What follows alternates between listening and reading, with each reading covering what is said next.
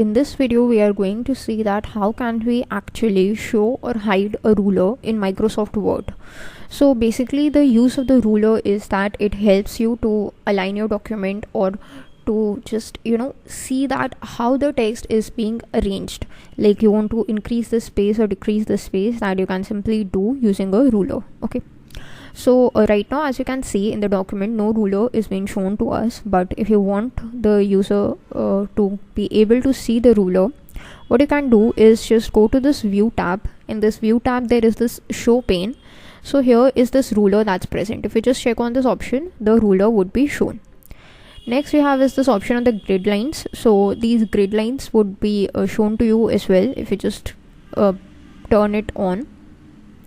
Then what's the use of this grid lines? It would give you an idea that how your document is arranged, or how the text in your document is arranged precisely. If you just go with the justified alignment for the whole document, just go with the justified alignment. So the justified alignment means every piece of text is going to be covering the grid as a whole. Okay, now if you just want to remove this, like I don't want to get the grid lines, we can remove it. But if you want to see the ruler, you can just keep it there. Now what's the use of the ruler? Suppose here is where the text is starting. If you want to decrease the space, I want the text to start from here.